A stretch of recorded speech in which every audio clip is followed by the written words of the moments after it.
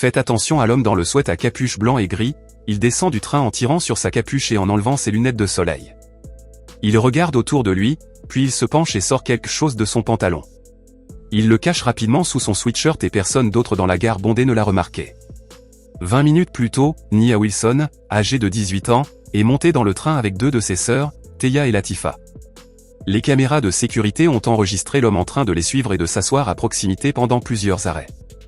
Il les observait derrière ses lunettes de soleil, mais il ne s'est pas approché d'elle. Vers 21h35, Nia, Teya et Latifa sont descendus du train pour prendre une correspondance. L'homme les a suivis de près.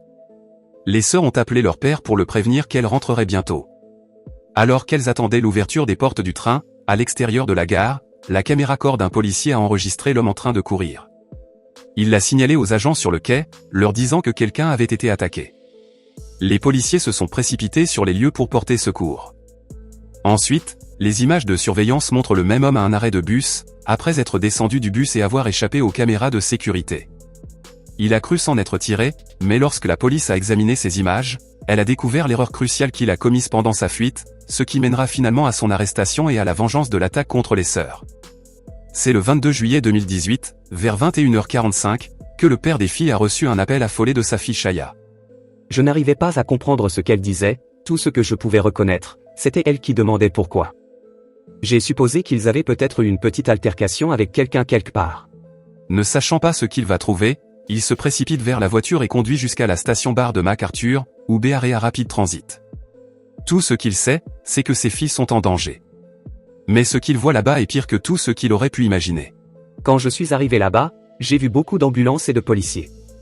Je les ai vus en train de mettre Nia dans l'ambulance. J'ai vu du sang couler le long de son bras et je lui ai demandé ce qui s'était passé. Elle m'a juste dit d'aller voir. Quand je me suis retourné, j'ai couru monter les escaliers et là, j'ai vu le corps de ma fille. C'est la chose la plus difficile que j'ai jamais vécue dans ma vie, de voir mon bébé mort. Il est impossible pour le père de Nia de saisir ce qu'il voit. En moins de 3 minutes après qu'elle a été poignardée dans le cou, Nia est décédée. Son père a également la tâche déchirante d'appeler sa mère, Alicia. Quand elle entend ce qui s'est passé, Alicia est anéantie et sous le choc. Elle quitte immédiatement sa maison à Sacramento et se rend à Oakland. C'était comme le plus long et le plus silencieux, parce que tu sais, j'ai continué à attendre qu'il rappelle pour dire qu'elle allait bien, mais ça n'est jamais arrivé. Sous le choc de l'attaque, Latifa, la sœur de Nia et Teya, lutte pour sa vie à l'hôpital après avoir également été poignardée. Sa famille est sous le choc, se demandant qui a pu les attaquer et pourquoi. Et j'essaie juste de comprendre, est-ce que je le connais de quelque part, est-ce qu'on a eu une interaction avec lui d'une manière ou d'une autre, parce que qui est-ce et pourquoi nous a-t-il pris pour cible? Cela semble être un acte de rage. C'est le pire cauchemar pour un parent. C'est ma fille là-haut. Je veux que justice soit faite pour ma fille. Même si l'attaque s'est produite dans un endroit bondé, l'homme a réussi à s'enfuir juste devant les agents de sécurité et les policiers. Personne ne sait qui il est ni où il se trouve, mais les caméras de sécurité de la gare et de ses environs ont filmé l'attaque, les moments qui l'ont précédé et l'homme en train de s'enfuir par la suite. Alors que les enquêteurs examinent les images, un indice apparaît, l'homme peut être vu à l'intérieur d'un parking proche, laissant son sac à dos derrière lui avant de courir vers un arrêt de bus. Quelques heures après l'attaque, la police retrouve le sac, qui contient plusieurs effets personnels permettant d'identifier l'homme, John Lee Cowell, un récidiviste de 27 ans, condamné par le passé pour agression avec armes dangereuses et vol à main armée. Il ne semble pas y avoir de lien entre lui et la famille Wilson, mais il reste un espoir d'obtenir plus de détails sur l'attaque, la sœur de Nia, Latifa, qui est en train de se réveiller à l'hôpital. Je me souviens d'être arrivé à Highland et à partir de là, c'est devenu un peu flou. Puis j'ai vu mon frère, puis mon père est arrivé et je lui ai demandé où était Nia. Il a hésité, et mon père a fini par me le dire. C'est à ce moment-là que j'ai essayé de me lever du lit, et mon frère m'a dit de ne pas me lever. Latifa apprend ce qui est arrivé à Nia et avec son assassin en liberté, la famille brisée et désespérée pour avoir des réponses, se remettant encore de ses propres blessures. Latifa leur raconte les événements survenus plus tôt dans la soirée, juste quelques heures avant l'attaque. Nia, Latifa et Teya rendaient visite à leur famille, leur tante Teresa ayant été diagnostiquée d'une maladie terminale. La famille voulait organiser une célébration de la vie pendant qu'elle pouvait encore passer du temps avec eux. Ils sont allés à la célébration et, par la suite, vers 21h, ils sont arrivés à la station-bar de Concord pour rentrer chez eux à Oakland. Dès que l'homme les a vus sur l'escalator menant au quai, il les a ciblés. Les filles ont attendu environ 15 minutes le train, la vidéosurveillance montrant qu'il les a observés tout ce temps, planifiant son attaque. Quand elles se sont dirigées vers les portes, l'inconnu a enfilé un sweat à capuche, a pris son sac à dos et les a suivis. Il est monté dans le train, s'asseyant près des sœurs pendant plusieurs arrêts, les observant derrière ses lunettes de soleil, mais n'a pas approché. Quand les sœurs sont arrivées à la station MacArthur vers 21h35, elles se sont levées pour changer de train. Il les a suivies. Teya est montée dans le train suivant, puis une femme avec un bébé et une poussette est sortie par les portes, et Latifa et Nia sont restées sur le quai. Elle ne nous voit pas car elle recule, mais le bébé comme ça à Nia, Nia, salut bébé, et moi et Nia nous sommes avancés pour monter dans le train du bar, mais tout ce qu'on entend c'est que Nia a été projetée vers l'avant et avant que je ne puisse me retourner vers moi, et c'est ainsi que Nia a crié mon nom. J'ai vu Nia, c'était comme si elle avait trébuché. J'étais sous le choc, je ne savais pas quoi faire à ce moment-là. Mais soudain, Taya a vu du sang. Néo avait été poignardé 2 fois dans le cou et Latifa, qui se tenait à côté d'elle sur le quai, a également été poignardée avant que l'agresseur ne prenne la fuite. Les portes s'étaient refermées, puis elles s'étaient rouvertes, et alors j'ai commencé à crier en essayant d'aller chercher de l'aide. Je crois qu'un agent est venu me parler, et je lui ai juste dit d'aller aider ma sœur, de s'assurer qu'elle allait bien. La femme avec la poussette a rapidement jeté la couverture de son bébé sur le cou de Nia, et Latifa l'a appuyé contre elle, désespérément, pour tenter de ralentir le saignement et de sauver sa sœur. Et tout ce à quoi je pouvais penser, c'était d'appliquer de la pression. Je ne savais pas si je lui faisais mal, je ne savais pas si ça fonctionnait. Puis je me suis retournée et le agent de sécurité m'a attrapé, comme ça, vous avez été poignardé aussi. Le agent de sécurité l'a éloigné, mais Latifa ne se souciait pas de ses propres blessures. Tout ce à quoi elle pouvait penser à ce moment-là, c'était à sa sœur. Je ressens encore cette culpabilité de ne pas avoir pu la sauver. Elle n'a fait que crier mon nom, Tifa, Tifa, Tifa. Et que lui as-tu dit dans ces derniers moments où tu étais avec elle? Je lui ai dit, je suis là, bébé, je suis là. Tu es ma petite sœur. Latifa et Teya feraient n'importe quoi pour rattraper l'homme qui leur a enlevé leur petite sœur avant sa mort. Nia s'était inquiétée de la possibilité d'être un jour attaquée, elle ou ses proches, uniquement à cause de sa race. Elle avait dit à sa famille que si quelque chose de ce genre lui arrivait, elle voulait qu'il continue à se battre pour tenir le responsable pour responsable. Maintenant confrontée aux peurs de Nia devenues réalité, sa famille refuse de laisser son assassin s'en tirer. Près de 12 heures après l'attaque, il y a un nouvel espoir de traduire l'homme en justice lorsque la police partage sa photo et des informations avec le public. C'est un criminel violent actuellement en liberté conditionnelle, et nous avons actuellement un mandat d'arrêt pour son arrestation pour le meurtre de Nia. Mais quand je vous dis que tous mes frères, sœurs, cousins, tout le monde le recherchait. Les nouvelles se répandent rapidement et les résidents d'Auckland font tout ce qu'ils peuvent pour aider dans la recherche.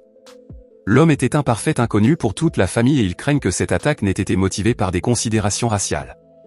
Bien que la police ait récupéré les images de vidéosurveillance et le sac à dos en quelques heures, il leur a fallu près de 12 heures pour communiquer les informations sur l'homme, et les gens craignaient que son meurtrier ne soit pas arrêté s'il n'attirait pas davantage l'attention par eux-mêmes. Des messages sur Nia se sont répandus sur les réseaux sociaux avec le hashtag #SayHerName, qui avait commencé comme une campagne pour sensibiliser aux femmes et aux filles noires victimes de brutalité policière. Au fur et à mesure que le mouvement a grandi, il a été utilisé pour attirer davantage l'attention sur les victimes de violences anti-noires. L'indignation grandit et environ 1000 membres de la communauté se rassemblent à la gare pour une veillée en l'honneur de Nia, cherchant à faire entendre son histoire, l'honorant et exigeant la justice. Même avec tant de regards tournés vers l'homme qui a tué Nia et a tenté de tuer Latifa, il semble qu'il ait pu disparaître. Mais pendant la veillée, la police reçoit un appel anonyme qui change tout, l'appelant dit qu'il est dans un train-bar et qu'il reconnaît quelqu'un à bord comme étant l'homme qu'il recherche, John Cowell. Le train se dirige vers la station MacArthur, le lieu du crime et où se tient la veillée. La police ne sait pas si l'homme a l'intention de faire d'autres victimes, mais elle se dépêche de l'arrêter avant qu'il n'en ait l'occasion. Ils attendent à la station MacArthur que le train arrive, espérant le prendre par surprise. Quand le train arrive et que les portes s'ouvrent, les agents fouillent partout mais ne le voient pas. Cependant, à la station Pleasant Hill, à environ 20 minutes de là, les agents fouillent le train et le trouvent, juste au milieu de la porte.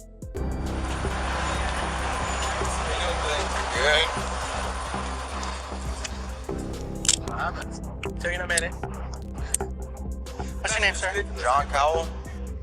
Il ne se débat pas et n'essaie pas de s'enfuir, et les agents l'arrêtent sans incident, moins de 24 heures après l'attaque. La chasse à l'homme est terminée. Mais bien que l'homme semble coopératif dans ses images, il a encore un plan pour tenter d'échapper à la justice. En février 2020, John Lee Cowell passe en procès. Il a des antécédents de maladie mentale et plaide non coupable pour cause de démence. Lorsqu'il témoigne, il insiste sur ce point, affirmant qu'il croyait que les sœurs étaient des extraterrestres qui avaient enlevé sa grand-mère. Il a juste tourné ça en dérision, comme les choses dont il parlait là-haut, car il voulait faire semblant d'être fou. À un moment donné, j'avais l'intention de diffuser la vidéo pour démontrer qu'il savait ce qu'il faisait. Il s'est alors mis à hurler, à crier et à m'injurier, me disant que je savais qu'il était innocent et qu'il perturbait simplement le quorum. Même après que le juge l'ait averti à plusieurs reprises d'arrêter, il continue sa diatribe, insultant le procureur, et il est expulsé de la salle d'audience. Les images de vidéosurveillance de la nuit de la stabbing montrent clairement qu'il avait un plan pour attaquer et s'enfuir, allant même jusqu'à avoir une tenue de rechange pour se changer par la suite. Il a ciblé les sœurs plutôt que quelqu'un d'autre à la station, et l'accusation envisage également de l'inculper pour crime de haine. Il y avait de nombreuses femmes et d'autres personnes qui sont entrées sur le quai du bar, mais il ne s'est concentré sur aucune d'entre elles. Dès qu'il a vu 3 jeunes femmes afro-américaines, il s'est focalisé sur elles, et tous les éléments de surveillance le montrent clairement. Alors qu'il était en détention, il a fait des efforts pour s'engager avec une agente afro-américaine et l'a insultée à l'aide de nombreux propos racistes. Il ne fait aucun doute dans mon esprit que cette agression était motivée par le racisme.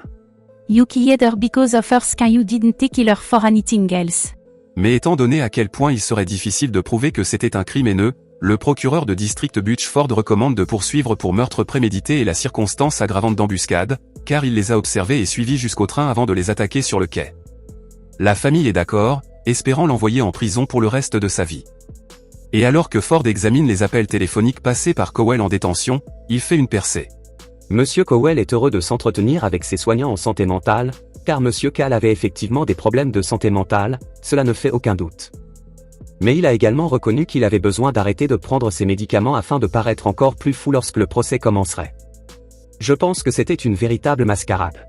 Lors du procès, il essaie de jouer sur l'idée qu'il ne peut pas se contrôler et ne sait pas ce qu'il fait, mais le juge n'est pas dupe de ses manœuvres et statue qu'il était sain d'esprit au moment de l'attaque. John Cowell est reconnu coupable du meurtre de Nia Wilson, de la tentative de meurtre sur sa sœur Latifah et de la circonstance aggravante d'embuscade. Il est condamné à la prison à vie sans possibilité de libération conditionnelle.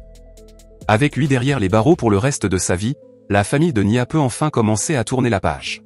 Passer le reste de sa vie en prison, donc je pense vraiment que c'est juste une punition plus amère. Smiling down on her family, her sisters, her friends, all her loved ones, the community. I know she can rest in peace. Bien que sa famille sache que l'homme ne pourra plus faire de mal à personne, c'est un moment amer d'humain. Tenant que le procès est terminé. Ils ont du mal à avancer, accablés par le chagrin de la perte tragique et la réalité de la vie sans Nia. C'est encore un choc et accablant. Certaines parties de moi ne veulent pas croire ce qui se passe, et d'autres parties doivent faire face à la réalité. C'était quelque chose que je ne pouvais pas croire, tu sais. Je ne pouvais pas dormir, je ne pouvais pas manger, je ne pouvais pas bouger. J'ai eu un accident vasculaire cérébral, je ne parle pas très clairement et j'ai une capacité limitée du côté droit.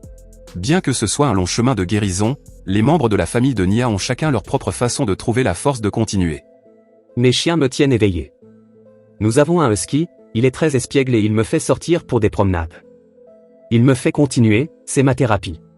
Les sœurs de Nia luttent encore avec le sentiment de culpabilité d'avoir survécu à l'attaque, mais avec l'aide de la thérapie, de la méditation et de leurs proches, Taché et Latifah parviennent à se retrouver.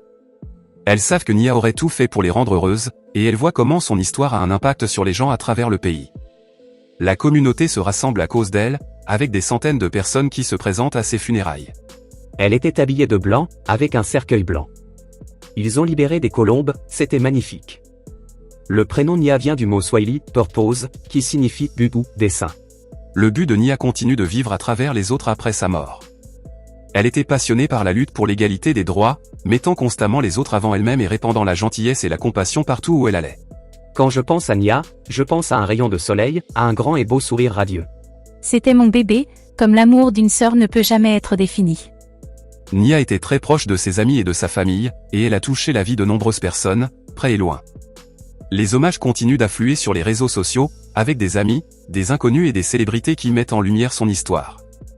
La star de la NBA Steph Curry organise un tournoi de basketball au lycée et le dédie à Nia, récoltant plus de $20 000 pour sa famille. Son école l'honorait également lors de ce qui aurait dû être sa remise de diplôme. La promotion de 2018 n'est pas complète sans une diplômée de plus. Je suis très fier, c'est une réalisation dont ma fille et moi avons discuté à plusieurs reprises, et c'est tellement déchirant qu'elle ne soit pas là pour le vivre elle-même. Nia aimait la musique et la danse, et elle rêvait d'avoir son propre studio de danse un jour. Elle pensait aussi devenir technicienne ambulancière ou paramédicale, ou même travailler dans la justice pénale. Elle a toujours voulu aider les gens et en 2019, sa famille a créé la fondation Néo Wilson, dédiée à fournir des ressources telles que des services de conseil en santé mentale, un accompagnement pour les sans-abri, des cours d'autodéfense et des opportunités d'emploi pour les jeunes hommes et femmes. La famille de Nia pense à elle tous les jours en s'efforçant d'honorer sa mémoire et de poursuivre sa mission de rendre le monde meilleur. Je dis toujours que tu me rends une meilleure personne. Je porte le nom de ma fille avec un poids énorme, donc quoi que je fasse, je pense à elle, car je ne peux pas la ressentir de toutes les manières possibles. Je pense que Nia veut être rappelée pour la façon dont elle aimait les gens, pour sa façon de se soucier d'eux, pour sa passion pour les gens et pour les droits de tous. Ma fille et moi, ainsi que le reste d'entre nous, verrons la vérité. Nous y arriverons, même si c'est très dur et quelque chose auquel nous penserons pour le reste de nos vies. Nous allons y arriver, nous allons y arriver.